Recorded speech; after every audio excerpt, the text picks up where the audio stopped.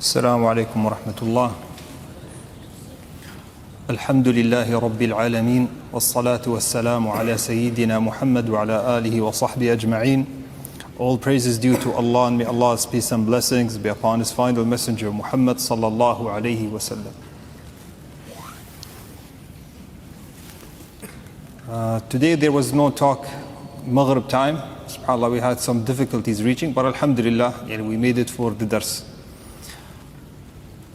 And of course we will start with some revision questions, as we always do. طيب. Matters of ghusl. What is the sunnah? What is the sunnah in performing ghusl? Give me the complete ghusl according to the sunnah. First we start with the wudu. طيب. We start with wudu. We start with the niyyah, then the wudu.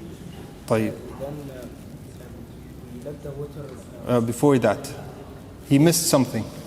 We wash our hands, I think, and then the private. Yeah, okay. طيب. Then the wudu. The wudu. Complete wudu. Then we wash the right side, then the left side. طيب. After the wudu, then We start with washing the full right side. head first. With the head. طيب. طيب. The head first, and then we start washing all the body, starting from the right side first, then the left. Jazakallah khair. Yes. طيب. What is the least, or what is considered the basic ghusl? If you're not going to apply any sunnah, what is the basic ghusl? Someone else. The basic ghusl. Yes. Just washing everywhere, like the water being everywhere in your body, including mouth. So the water encompassing the whole body. طيب. And this, in the opinion, okay, what do we do? What do we add to make it valid in all opinions? So just washing your head to toe, this is sufficient. But there is an issue. There is something missing in some madhabs. Yes. Other than niyyah. And the actual wash. Washing the mouth and nose. Because here this is another matter of dispute. Of course in the Hanbali madhab, the Hanbali madhab actually is strict regarding this. Some other madhabs would say aslan washing the mouth and nose is sunnah, just like in wudu. But as I mentioned always, to remove yourself from dispute, this is the best thing to do. So to do madmada and istinshaq in ghusl also, this is definitely recommended. Definitely recommended, strongly recommended. طيب. And there was a confusing matter that we mentioned, which is if a person performs ghusl, طيب, basic ghusl, which is washing the whole body and madmada and istinshaq, will this suffice you from doing wudu? Yes or no? And why? Yes.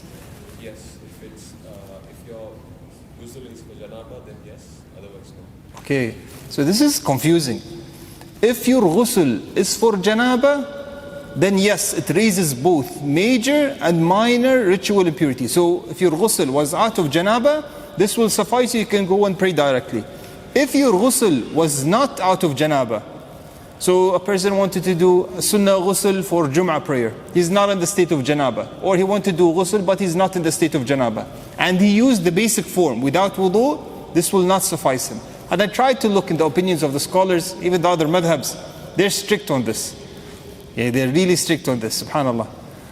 And I didn't go deep in all the madhabs, but in general, they almost say the same thing.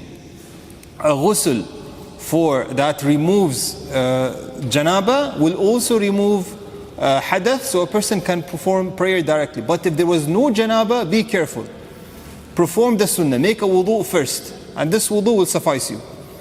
طيب, this is an important matter, because many people think, خلاص, ghusl is ghusl. And if a person is in janaba or not in janaba, la.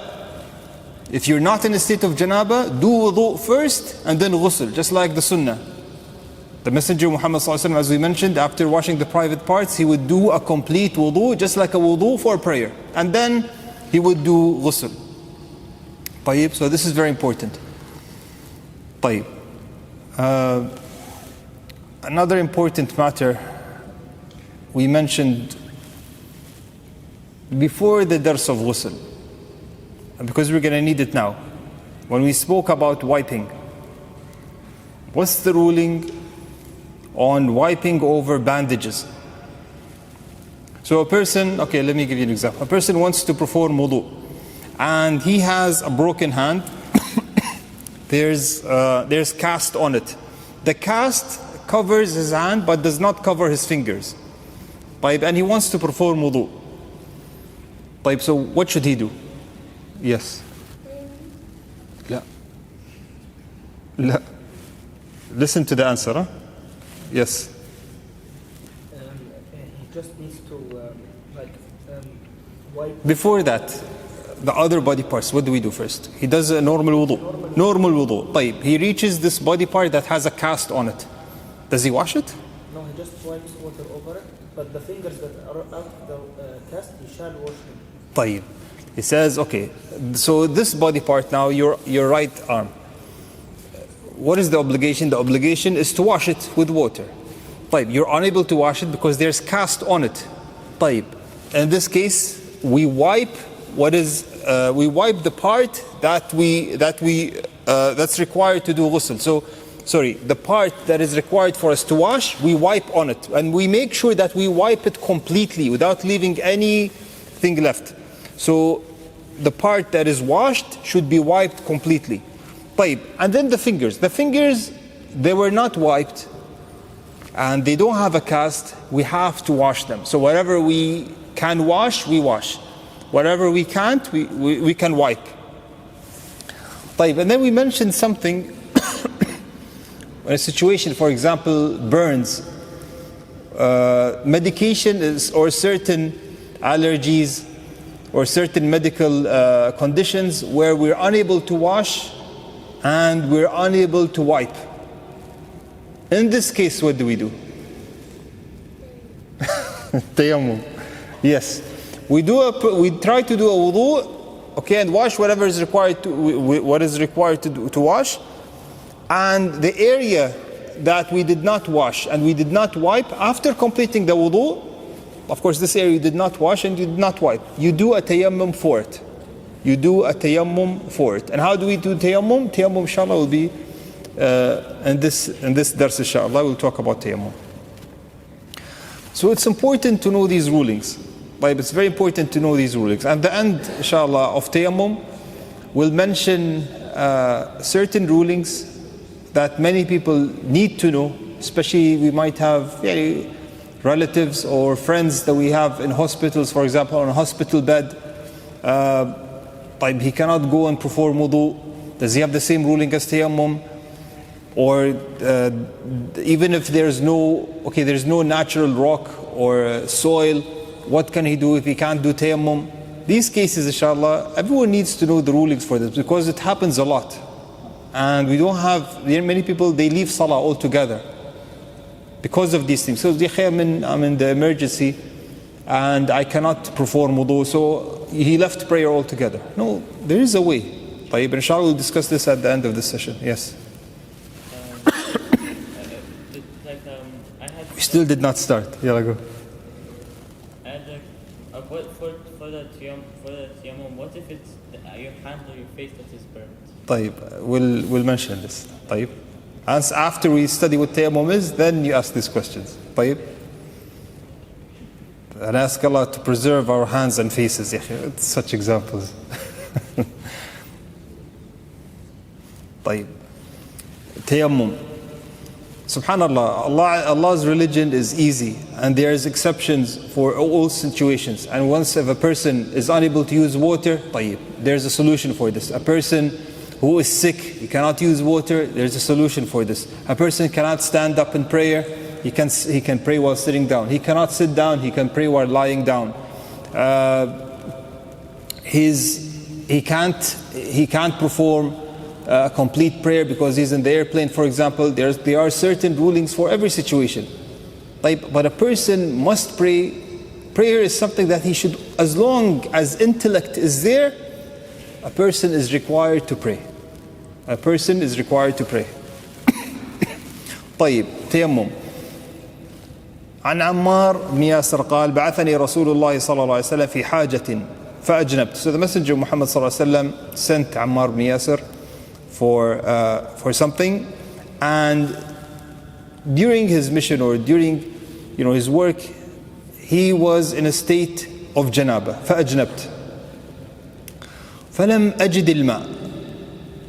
And he said, of course, he's in a state of janaba, he's required to do ghusl. But he said, I did not find water to perform ghusl. He said, فَتَمَرَّغْتُ فِي الصَّعِيدِ كَمَا تَمَرَّغُ الدَّابَّةِ. He said, I was turning, on the dust, on the sand, just like the animals do. طيب. فذكرت ذلك عند رسول الله صلى الله عليه وسلم. And he mentioned this to the Messenger of Muhammad صلى الله عليه وسلم. So this thing happened, and this is what I did. So the Messenger of Muhammad صلى الله عليه وسلم said, it would have sufficed you to do this with your hand. So the Messenger of Muhammad صلى الله عليه وسلم here taught him how to do tayammum. And this example is a person who did not find water for ghusl, and he needs to pray. He has no access to water. In this case, the Messenger of Muhammad ﷺ taught him how to do tayammum. So tayammum is for such a situation. طيب. ثم ضرب بيديه الأرض ضربة واحدة. He striked the ground with his hands, one strike. طيب. Now, many people think that they must push, or they must stomp their hands on the ground. No. Just putting your hands on the ground like this suffices. طيب. فضرب بيديه الأرض ضربة واحدة ثم مسح الشمال على اليمين وظاهر كفيه ووجهه. So then he wiped his hands and his face. He wiped his hands and his face. So this is tayammum. So what is tayammum? If you want to define it, tayammum is wiping the face and hands with dust in a specific manner. And tayammum is instead of what? Instead of wudu and ghusl. So it can be in the place of wudu, and it can be in the place of ghusl. The same form, the same tayammum. It can be of the place of wudu, and it can be in the place of tayammum. The place of wudu or place of ghusl. For a person who cannot use water for purification. So for a person who cannot use water for purification. Who cannot use water for purification, this includes a person who does not have water. A person who does not have water, can he use water for purification? No. طيب, a person who is sick, he cannot perform wudu because water will harm him. Water will harm him. In this case, can he do tayammum? He cannot use water. There is water, but he cannot use it. A person who is unable to use water will have the same rulings as a person who has no access to water. طيب. So, because people, they think that as long as water is there, then khalas, tayammum can never be permissible. I remember one of the brothers mentioned that they were traveling by bus going to Hajj, and they stopped, I think it was I don't remember now, one of the cities in winter, and it was on the road there was a toilet, and when they opened the tap water, the only water that they had was this tap water. When they opened the tap water, ice started coming out, and it was really cold. So he told them, look, in this situation we do not have access to water. We cannot use this. If we use this, we're going to get extremely ill. It's very harmful for us, especially this weather. So two brothers, young brothers, said, no, we want to follow the sunnah. We'll get reward for this. He said, my advice is to do tayammum. They said, no, we want to do wudu with this water. They did wudu with this water, two of them, and they almost died. They were very sick, very high fever. They almost passed away, subhanAllah. And they were on the road traveling.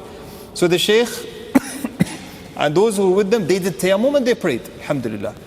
So here they did not have access to water. They did not have access to water. طيب. So what are the conditions of tayammum? First, intention. طيب. As with all worships, intention. Number 2, entrance of the time of prayer. Now this matter here, you'll find that in Tayamum, they have certain conditions different than wudu and ghusl. Like they take into consideration the time of worship. Because they said, okay, you do not have access to water, but this might be temporarily. It might change after a while. You might find water later. طيب. So they said, the entrance of the time of prayer is important. The time entered. You do not have access to water. طيب. And you don't know if there is water around you. طيب. In this case, and subhanAllah, searching for it, in your opinion that the time of prayer will end before you finding water. In this case, khalas, it's permissible for you to do Tayamum. So inability to use water due to unavailability or illness. Number 4, the fourth matter here, which is if there was not enough time to pray and do wudu. So this, for example, so here if a person does not have enough time to pray and do wudu, does he do Tayammum or not? So you woke up, you have access to water. You have water in your bathroom. But you woke up before shuruq, 5 minutes before shuruq. And if you went and did wudu, definitely the time of prayer will end. Because with shuruq, fajr prayer, khalas, ends. So here, do we say, no, you do Tayammum to pray in the time, or you do a complete wudu with water and the time of prayer ends? First of all, is anyone here Maliki? Morocco, Algeria? طيب. Yes. I think he has to do wudu. Yes. The majority will say he has to do wudu. Why did I mention this? Because it's in the Maliki madhab that if you're unable to, this is what I remember, that praying in the time is given more precedence than than one of the conditions, which is purity. So if a person does wudu, does tayammum, even though he has access to water, because he wants to pray in the time, this is given precedence. So this is okay to do it. The majority of scholars, they said no. If he has access to water, there's nothing preventing him. Khalas, his obligation is to go and do wudu. Yes.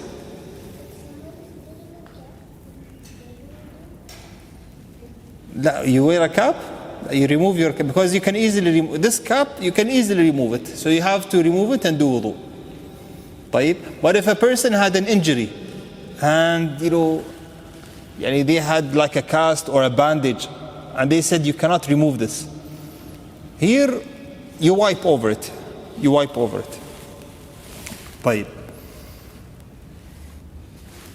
So the conditions of tayammum are clear: inability to use water, intention, and the entrance of the prayer time. So what do they mean by the entrance of prayer time?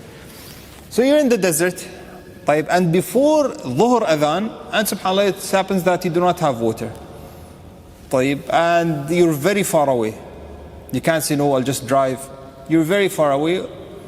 Or you're in a place, subhanAllah, and it might happen that it's really far to go and find water. And you're not even sure. In this case, and you wanted to do tayammum. Here, if you want to do tayammum, and for example, you want to do tayammum for Dhuhr prayer, and Dhuhr Adhan still did not start. Here we say no. You wait until Dhuhr Adhan starts. And then you do your tayammum for this worship. Or let's give a realistic example. A person who's unable to use water. But he wants to do tayammum. We say wait until the prayer time enters. For example, those with certain medical conditions or in the hospital, they cannot go to the toilet. They cannot use the toilet. And he's unable to walk. And there's no one to use wudu for him, to perform wudu on him. Alas, this person cannot go and they gave him, subhanAllah, a rock, natural rock. They said, use this for tayammum. So, before Dhuhr Adhan, he said, I'll do tayammum now before Dhuhr Adhan. No, you have to wait until the prayer time enters, then you do your tayammum. You might be saying, Shaykh, this person has access to water. طيب, is he able to use water? This is the question. Is he able to use water? He's unable to use water. He cannot stand up aslan. He cannot go to the toilet to perform wudu. He cannot do this. And there's no one to perform wudu for him. طيب, يعني to use water and wash his feet, wash his hands and wash his limbs. In this case, خلاص, there's no other options. فَاتَّقُوا اللَّهَ مَا اسْتَطَعْتُمْ. So fear Allah subhanahu wa ta'ala as much as possible. In this case, this person will perform tayammum. But he has to use these conditions. So he performs tayammum after the prayer time enters. And he does tayammum for this worship. So dhuhr, khalas, he performs tayammum for dhuhr prayer. Once asr prayer comes, again he performs, we will choose this opinion, he performs tayammum for asr. طيب. Now, regarding how to do tayammum, we said first thing is to strike the ground, or to strike, the piece of rock that you have, or to put your hands on it, طيب, like this. طيب. Then wiping the face first or the hands first. طيب. Wiping the face first in some madhabs. طيب. So wiping the face first, this is in the Shafi'i and Hanbali madhab, and they said the order is an obligation, and the hands to the wrists. طيب. So one strike, wiping the face and hands. طيب. Wiping the face and hands. في خلاف؟ آخر مرة قلت لي غسل الجمعة واجب، وين؟ في مين؟ في حد يعني مر عليك؟ أنا لي كلام معك بعدين. طيب. So wiping the face first. Wiping the face first and then the hands. Why did they say the face first and then the hands? Isn't it, they said, the hadith, it does not specify. Allahu alam. It's from the verse. The order of the face comes before the hands. So, Wallahu alam, that this is what they use. And some other madhabs, they say, aslan, the order is not an obligation. They say that the order is not an obligation. طيب. So wiping the face first, and then the hands to the wrists. The hands to the wrists. طيب. Now, what do we use for tayammum? Tayammum is valid with anything pure of the earth's surface. So it doesn't have to be a certain type of soil or sand. No, anything. Natural rock, sand. طيب, can a person do tayammum, for example, on this carpet? What did I say? I said anything pure from face of the earth. Is this carpet considered from the face of the earth? No. كويس. زين. Yes. Tricky question? I don't know. What about products derived from the surface of, like concrete? They said anything that is changed, that is processed, they might find some dispute in this, but we should leave it to something that is clear. Something from the earth's surface, like any type of sand, soil, natural rock. Like this, for example, the walls now, even the walls, you might be saying the wall, for example. But the wall, if it's painted, you cannot do tayammum on this. The size of the rock, is that a specific? Anything from the earth, so any type of soil or sand or rock, anything that's found naturally on the face of the earth, you can perform tayammum. This, we chose the easiest opinion. It's not a condition for it to have dust. Some madhabs. Yeah, so it's okay. So even marble, you said yes? Yes, any natural rock is permissible for you to do tayammum on. طيب. But this is, I think, the most lenient madhab, and this is the Maliki madhab. But this is, wallahu alam, it's closer to the evidence. طيب.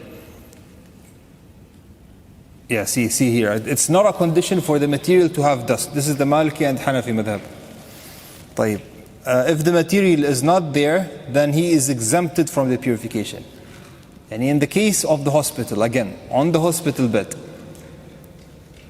this person, you say, طيب, he did not have any it doesn't have sometimes they might give you the service, they might give you a natural rock or some sand for you to perform tayammum on. If this is the case, alhamdulillah. But if this did not exist, if a person does not have access to this, let's say I have to pray, he cannot use the toilet, he cannot use water, and he doesn't have anything to do tayammum. He'll say, what do I do? Should I do tayammum on my blanket? You'll find themselves, do I do tayammum on my blanket? There is some dust on my blanket. Do I do tayammum? No. Tayammum on your blanket or on the wall. The wall is painted. How can you do tayammum? And those old people, you tell them do this, for example, they say, Sheikh. So usually, and the ground also, it's not natural rock. You're in the hospital. So in this case, if he has access, if they give him, for example, some sand or a piece of natural rock that he can put his hands on and perform tayammum, yes, he does this. Otherwise, khalas, he's exempted. He cannot use water and he cannot use tayammum. Khalas, he's exempted from purity. So what does he do? Khalas, he prays directly. He prays directly. طيب. You might need this now. Wallahi, if you go visit, I remember visiting, we went with a group of brothers to the hospital, and people, subhanAllah, they are unaware of this. They are sitting down, okay, his leg is bleeding or something, and he said, I cannot use the toilet, this and that. They don't ask any question about prayer. But you want to tell them, how do you guys pray? Many of them are not praying. They say, how do I pray? I'm sick, I cannot pray. The reality is they don't know the rulings. Tell them, prayer is always an obligation as long as there's intellect. You're aware of your surroundings. Prayer is an obligation. Prayer is an obligation. So I cannot perform wudu, do tayammum. You cannot do tayammum, khalas. Don't do wudu and don't do tayammum, just pray. Pray I cannot face the qibla. Pray in your situation. I cannot stand up, I cannot sit down, I cannot face, khalas, in your situation, whatever you can do, you just pray. I cannot move my neck. Khalas, you cannot move your neck, pray with your eyes. Pray with your intention only. Which is difficult. You cannot even move your neck like this to for example, to do ruku or sujood. So prayer is always an obligation. But our matter here is regarding purity. And you might say, I'm always in najasa. For example, there's always urine connected, there's a tube and there's always urine flowing. Still, and you're exempted. You cannot purify yourself, khas, you're exempted. You have to pray. You're thinking of a question. For the rock, do they just, is it just one big rock or does it have to be Anything, any natural rock, even if it's a small one like this, you put your hands on it, it suffices. لا pebble لا. Pebble? لا. How can you do tayammum on pebble? طيب. So we said tayammum is a substitute for wudu. But what about ghusl? Is it also a substitute for ghusl? Subhanallah, ghusl, you just do this and that's it, khalas. Yes, this is the hadith that I mentioned now is on this. Some people say, okay, Sheikh, we're playing around. No, the hadith came on ghusl. This person, he was required to do ghusl, and tayammum sufficed him. Nowadays, is it possible to be in a situation where you do not have access to water? Wallah, it could be. It could be. But for example, when is this always, many times it's used when a person is unable to use water due to illness. Due to illness. This happens a lot. Who's asking a question here? Yes?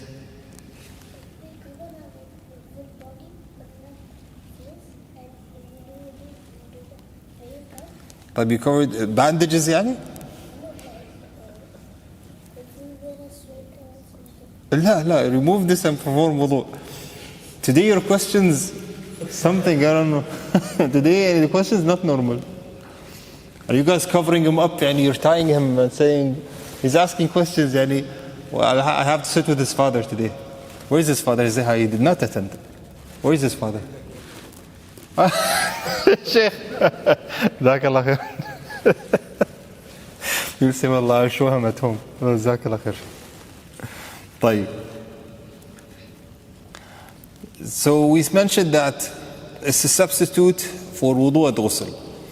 طيب, a woman, well, let's say this ghusl is not for janaba. For example, a woman who ended her period, she is required to do ghusl before prayer. طيب, and she is sick, she cannot use water. Can she perform tayammum? Yes, same ruling. A woman who completed nifas, same thing. Can she do ghusl? She is required to do ghusl طيب, before worship. She has no access to water, or she is unable to use water, same ruling.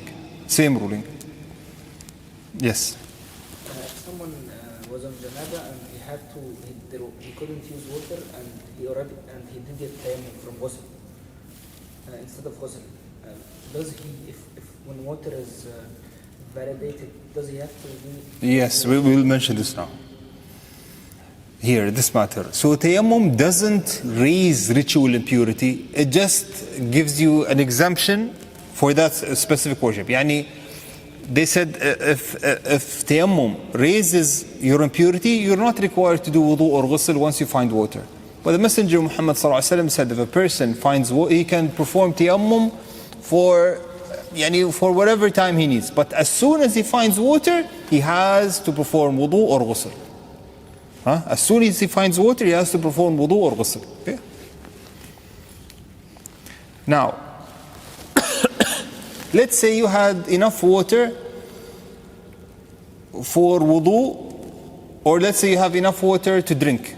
But if you use this water for wudu, you will not be able to drink. And you do not have enough time, for example, and you fear that you might run out of water. In this case, if you have a small amount of water to drink, use it for drinking, and you can perform tayammum. You might be saying, but wait a second, Shaykh, he has water. Yeah, but this water, he does not have water for wudu. He has enough water for drinking. But this is a small amount. A water for wudu, if you washed all your body parts once, and all that is required is a small amount. But for argument's sake, you did not have enough water for wudu. You only had enough water to drink. A more realistic question is, he does not have enough water for ghusl. For ghusl. Yes, ghusl. Yes, you need, especially now many people don't know how to perform ghusl, so they're used to, shower. Used to showering. So now they require a lot of water to perform normal ghusl. So here in this case, if a person does not have enough water, he can either use it for drinking or perform ghusl. We say no. Drink it, and you can do tayammum. Okay, another matter here, if he has enough water to either wash impurity or perform ghusl. So we know that water, a person who has purity for prayer, you're required to have purity from impurities, and purity as in raising the ritual impurity. So purity from physical impurity and purity from ritual impurity. So he used the toilet. Now he said, if I have only a small amount of water, should I use it? If I used it for najasa, to clean myself from najasa, I will not have enough water for wudu. We say, okay, use this water for najasa, purify yourself, and then if you do not have enough water, you can perform tayammum. I mentioned this because there is a matter, this is disputable, but the majority, they will say they have this opinion. The majority will have this opinion. طيب. Now, what are the nullifiers of tayammum? What are the things that invalidate tayammum? Without even me mentioning, what are the things that invalidate tayammum?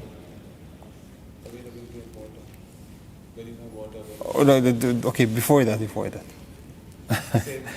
Yeah, whatever invalidates your wudu and ghusl. We said tayammum is a substitute for wudu and ghusl. So whatever usually invalidates your wudu and ghusl will invalidate your tayammum. طيب. Yeah, this is something else. Yes, the presence of water also. Yes, or gain the ability to use water. Every time there's an event, does the tayammum is invalidated? Yeah, we said for every prayer you do your tayammum.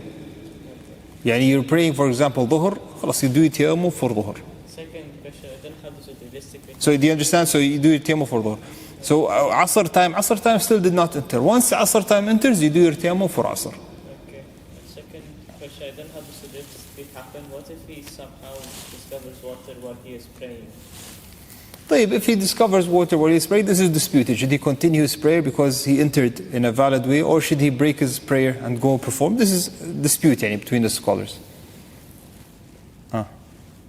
Even if I didn't nullify, like the nullifiers for wudu, I didn't do any of them, my tayammum with the next adhan is still... So he performed Tayamum for an obligatory worship, and then he wanted to use it, for example, for nafil prayer. Is this your question? What's your question? I was like For next prayer? Yes, no. As soon as the next prayer time enters, you do another Tayamum. even without nullifying them. And even without any nullifiers, you still do Tayamum for this worship. This is what I mentioned. The intention in Tayamum, they mentioned Tayammums for a specific worship. Specific, because they said after every time you Tayammum, you should look for water. But if nothing changed, you're still in the car, you're still in the same place, nothing changed. So we say do Tayammum again, especially that you're not going to waste anything and it's just 1 second. Do Tayammum again. A person doing Jama'? Okay, if he was doing Jama', of course one Tayammum will suffice. Because it's one prayer time. Because in Jama', there's going to be 2 prayers that have this, now they have the same time. So for example, Dhuhr and Asr, you're traveling, you don't have water. So Dhuhr and Asr, their time will be one. Their time, so one Tayammum will suffice for both. Yes. If we find out that there is water after the salah, then is it bil-ittifaq that his prayer, he does not have to repeat his prayer, or is it ikhtilaf? No, there is ikhtilaf. But we say if you did your prayer in a permissible way, in a valid way, as you were commanded, there is nothing that obligates you to repeat this worship. What if he did not do much ijtihad to find water, he assumed that there is no water, he prayed and immediately after the prayer... They say غلبت ظن. He acts on his probable doubt. Yani he did search for water, but he knows from experience, he knows that there is no water here. He knows that there is no water here. Because usually, water will only be in, what's it called? What do we call these vehicles that carry water? Usually, this time, there will be no vehicles carrying water. There won't be any water. He basically has 2 bottles to drink. And going back to the station, it will take a lot of time. Maybe 4 hours or 5 hours. So here, should he do Tayammum or not? He does Tayammum. But what if it happens that he walked just a distance, he found some water in the car? No, his prayer is permissible. He forgot that he had extra water. He forgot. His prayer is permissible because at that time, there was ijtihad. But if he did absolutely no ijtihad, and he didn't even go and search, this is a problem. Definitely, I think this will say, you didn't go and search for water. And you don't have any past experience. So they always mention this. Some others, they say he has to search for water. No, Qibla, definitely, yes. The Qibla, if he did not do any ijtihad to find the Qibla, and then he prayed in any direction, his prayer is invalid. Even if it happens that he prayed in the direction of the Qibla, but his prayer is invalid because he just prayed in any direction. He did not know the Qibla. He just prayed in any direction. Even though he could have looked, or he had access, for example, to a phone or internet, or there's a masjid close by, he could have known where the Qibla is, or he could have asked. So here, he was able to do this. If he does not know the direction, if he does not have any device. He has no device. He was not. He tried his best. He tried to ask. There was no one knows the Qibla. And then he tried his best. He said he has to pray. I don't know. I have to pray now. He tried his best. This is his ijtihad. He prays in the direction that he feels this is the Qibla. Inshallah, it suffices. No. While flying, this is difficult. Sometimes they might show you, but in flying, even if they told you the Qibla is there, how are you going to face the Qibla? Please show me. You're sitting down. There's no place. How can you face the Qibla? Yeah. And flying in an airplane, especially if you don't have access to a place of prayer, Halas, you pray wherever you're facing. But we don't recommend this in prayers that you're able to reach the airport, like in Dhuhr and Asr. If you're reaching at the end, for example, Dhuhr time, you're going to be in the plane. But Asr time, 1 hour or 2 hours before Maghrib, you'll be in the airport. You can pray Dhuhr and Asr there. But Fajr is an issue. Fajr, you cannot, is not combined with any other worship, with any other prayer. So, and sometimes the plane, Fajr will start and end while you're on the plane. Fajr is the problem. This is why you say pray yakhi in any situation. I think in Hajj, we had this issue. We were stuck in a bus. Heavy traffic. Adhan started. And Shuruq is going to start in 10 minutes. And some people who were on wudu, who did wudu, they did wudu. They said, khalas, pray. Pray while sitting down. In a bus. Pray while sitting down. Because we're not going to reach before Ishraq. And we cannot stop the bus. So he prayed while sitting down in the bus. Yes. This praying, you have to pray in your seat implies you cannot pray. Well, our dars is on Tayamum, huh? Go ahead. Yeah, but it implies that you can, if you pray to pray in the aisles, inconvenience other people. No, you will not be able to, Aslan, because here it's going to be difficult for you. So how are you going to pray? Some people are going to pass. They're always passing. You cannot do this. You cannot stop everyone because you want to pray. This is also another matter. Some people say, I have to pray. But you disturb the whole plane. And you say, khalas, everyone stop, don't move, I want to pray. Nowadays you can do this, they'll throw you. Once you reach in the airport, this will be the final time that you'll be traveling. Now everyone is a man, but once you go there, it's difficult. We mentioned that as soon as water is found or the illness is cured, the person should perform wudu or ghusl. And the matter that you mentioned, if a person started his prayer, then he found water. Here I mentioned that the safest opinion is to break your prayer and go perform wudu or ghusl and then pray. Even though this is the Hanbali madhab and this is a matter that is disputed, but this is the safest opinion. Inshallah next week, we'll continue inshallah our classes next week. This we will end. Yes.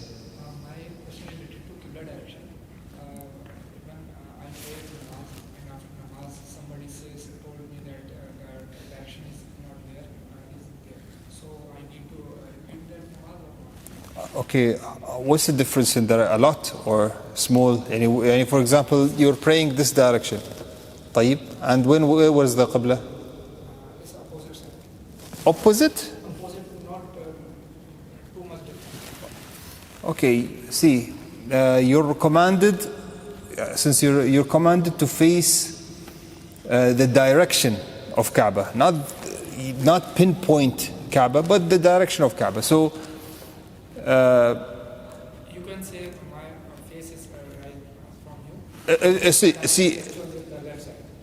Okay, see, this is the problem. If for example, if this is the Qibla, okay, if you have all this, you're still in the direction of the Qibla. But once, for example, your shoulder is in the direction of the Qibla, no, here we cannot say that you're in the direction of Qibla.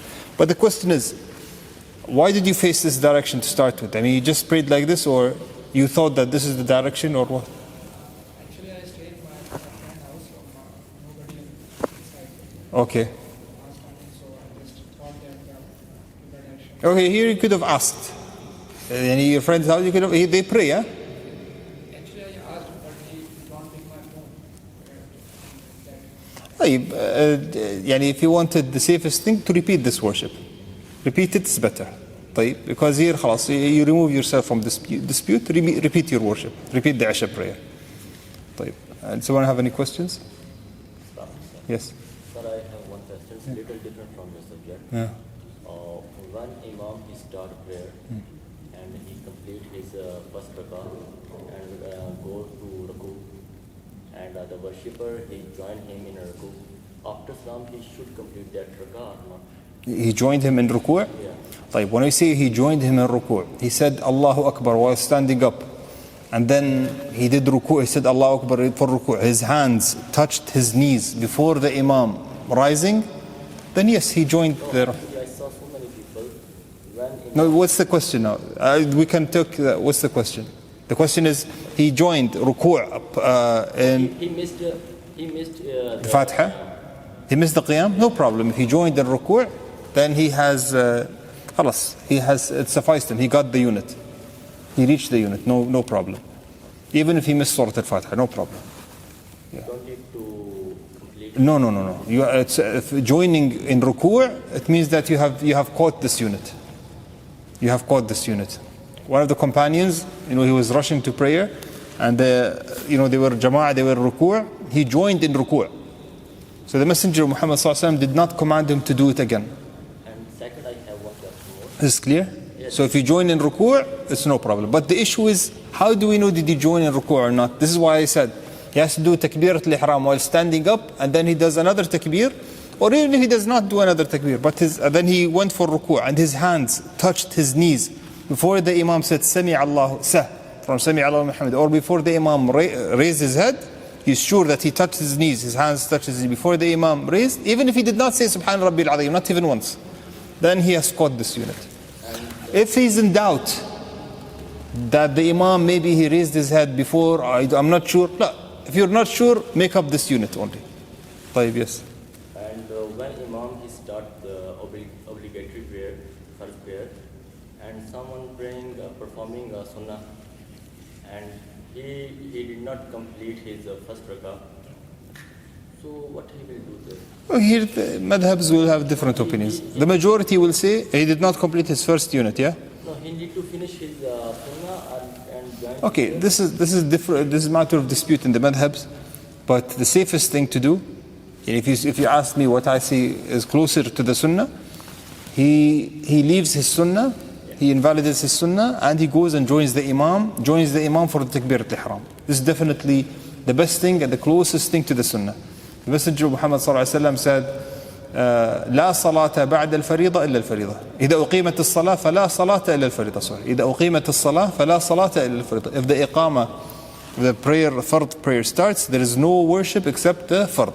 Yes, we'll see some of our brothers, praying the sunnah of the fajr. The Hanafi madhab says no, this does not include the sunnah of the fajr.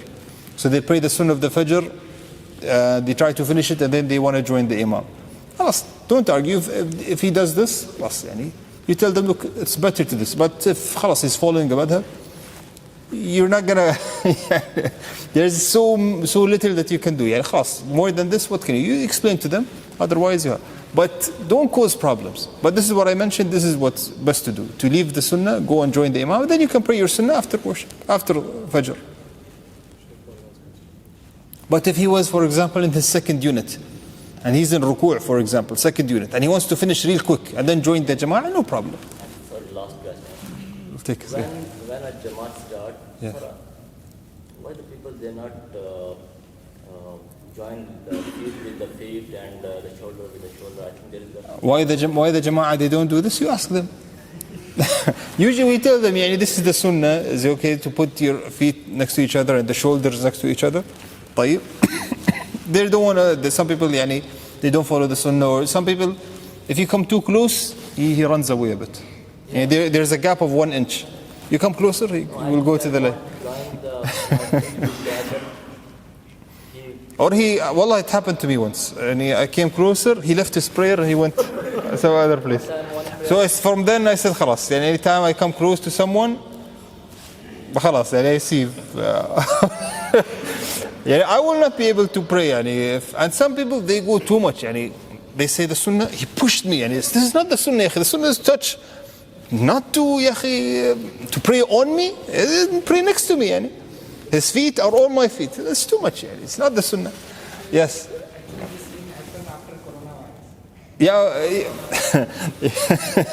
After we other extreme.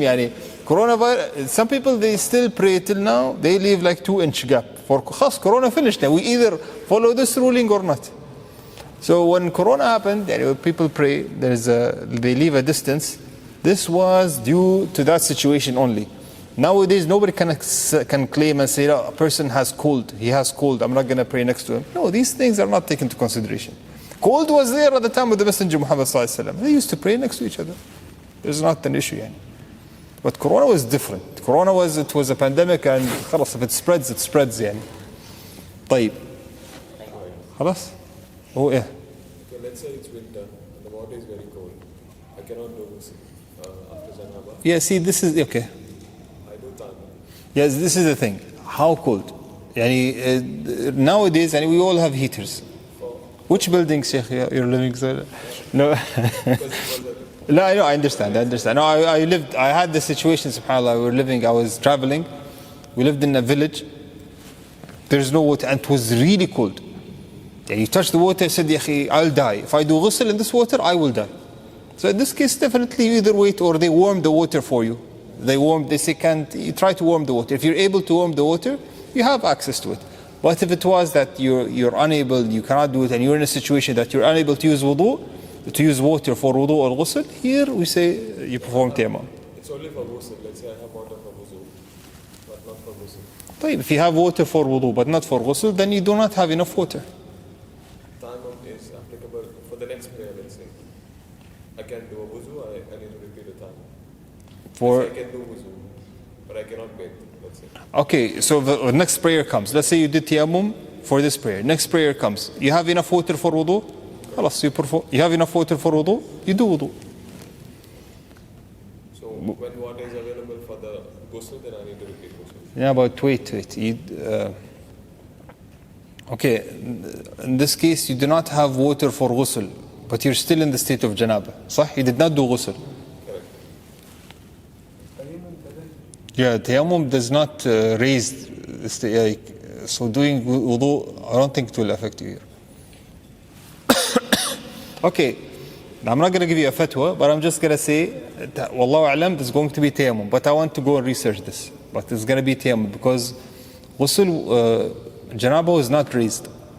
It's just a temporary. Yeah.